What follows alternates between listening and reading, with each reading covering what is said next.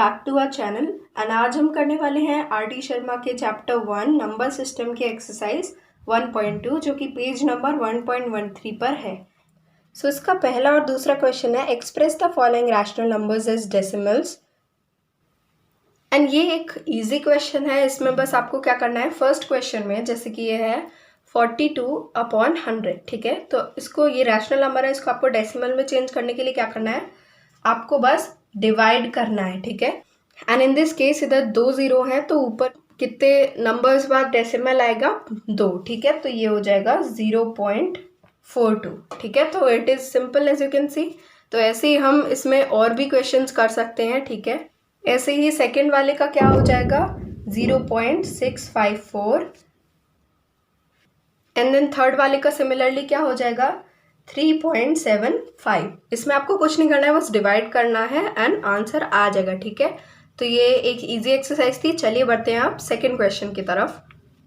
ठीक है स्टूडेंट्स, तो ये हमारा सेकंड क्वेश्चन, इसमें भी वैसे ही करना है, ठीक है। तो 2/3 की वैल्यू हम सबको पता है, ठीक है। आपको बस 3 को 2 से डिवाइड करना है एंड आंसर क्या आएगा 0.6 बार, ठीक है। ऐसे ही आपको दूसरा भी ऐसे ही करना है।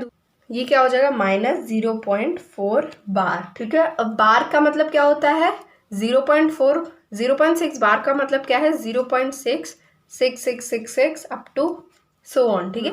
बार का मतलब ये होता है, ठीक है। तो अब हम देखेंगे नेक्स्ट -2/15।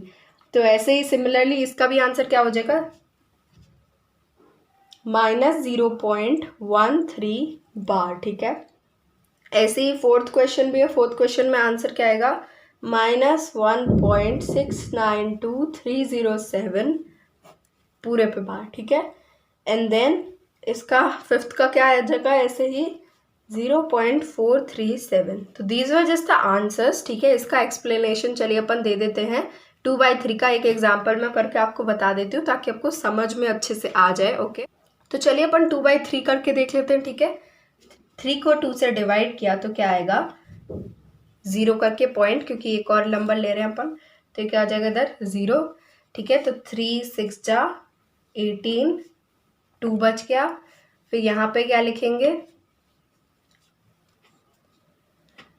फिर यहाँ पे अगेन 0 आएगा, ठीक है। फिर अगेन यहाँ पे 6 आएगा एंड देन अगेन यहाँ पे 18 and then 2 and then again 6 and then again 0 and then again 18 and 2।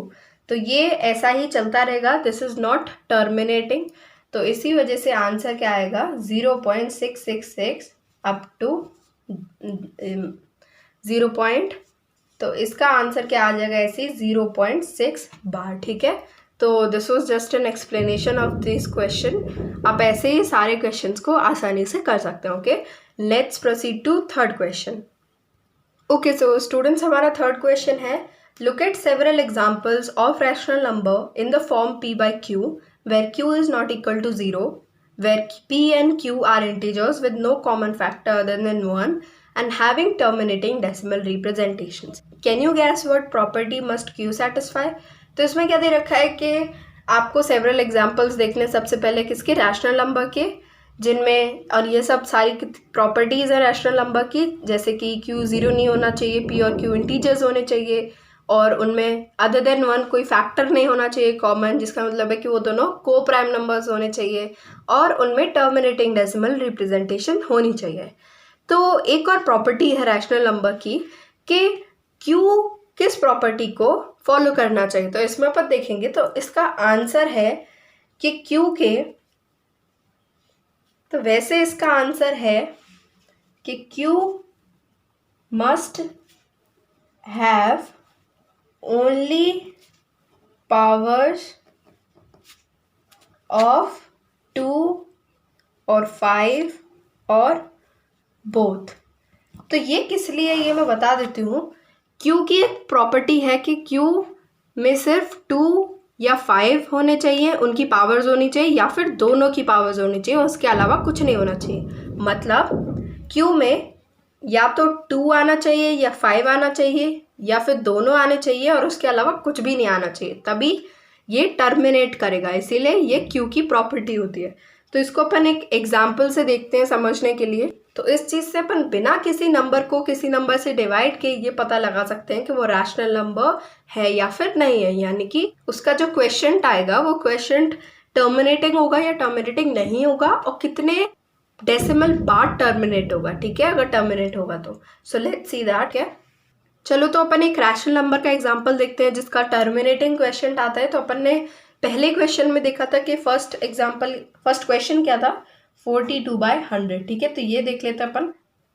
तो इसमें अगर आप 100 का प्राइम फैक्टराइजेशन करेंगे तो क्या आएगा, 2 की पावर 2 इंटू 5 की पावर 2, मतलब 4 इंटू 25 क्या होता है 100, ठीक है। तो ये इसके प्राइम फैक्टर्स हो गए, ठीक है। तो मैंने एक प्रॉपर्टी बताई थी आपको, क्या, कि Q must have only powers of 2 और 5 और बोथ। तो यहाँ देखते हैं कि ये अपन को पता है टर्मिनेटिंग है, ठीक है। तो अपन इसको वेरीफाई कर रहे हैं। तो ये देखो 2, यहाँ पे 2 की पावर है, यहाँ पे 5 की पावर है, ठीक है, बट यहाँ पे और किसी की पावर नहीं है, तो ये कैसा है, टर्मिनेटिंग है, ठीक है। तो अपन बिना डिवाइड किए ये पता लगा सकते हैं कि कौन सा फ्रैक्शन टर्मिनेटिंग है या फिर नहीं है, ठीक है। जैसे ये 42/100 था, अपन को डायरेक्टली अगर पता लगाना है कि इसका क्वेश्चन टर्मिनेटिंग है या नहीं है, तो अपन इससे लगा सकते हैं कि इसमें 2 और 5 की पावर्स होनी चाहिए, उसके अलावा कुछ नहीं होना चाहिए, ठीक है, या तो 2 की या 5 की या दोनों की। ओके सो स्टूडेंट्स, ये था हमारा सोल्यूशन 1.2 एक्सरसाइज का। आगे के वीडियो में अपन देखेंगे 1.3 exercise. So stay tuned for that and thanks for watching.